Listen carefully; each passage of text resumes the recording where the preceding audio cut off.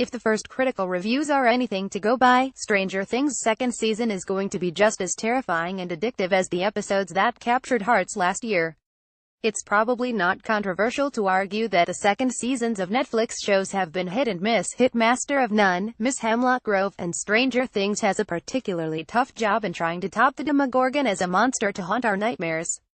Advertisement continue reading below. Yet all signs point to series creators the Duffer Brothers mostly being able to pull it off. Below is a sampling of the first reviews ahead of Stranger Things returning to Netflix later this week. Copyright Netflix 1.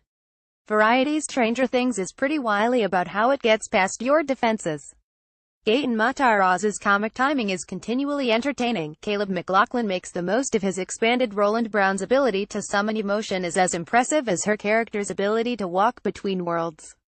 And as it wraps up Season 2, it summons some of its most propulsive and emotionally effective storytelling. Point 2.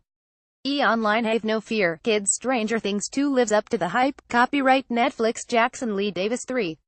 Radio Times. The new episodes are a joyous, enthralling binge that build towards a climax equally as satisfying and emotionally wrought as its predecessor. Advertisement continue reading below. 4. The Hollywood Reporter. Stranger Things 2 is quite good and, if your expectations are in check, largely satisfying.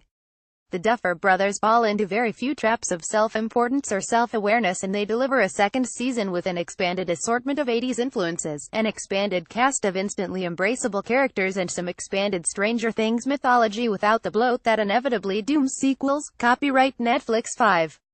The telegraphed pressure has been on to create a season that could match the staggering hype eventually poured onto the first. This second outing more than lives up to it. 6.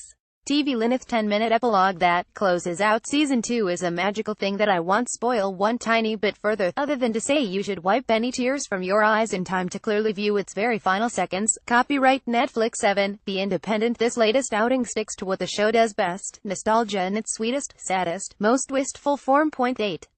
Vanity Fair. The trouble is, Stranger Things hasn't yet earned canonization the way the likes of Raiders of the Lost Ark, Aliens, and Jurassic Park have, so the second season's self-regard lands badly. It's premature. Having the great David Harbour and Winona Ryder do the same desperate shtick from the first season and hoping we'll affectionately say, "Oh, right, remember," doesn't really work when the thing only aired last year, and when the series has been ubiquitously joked about and parodied since. This is a common peril, but it's especially concentrated here, this feeling that the show exhausted itself with its own success.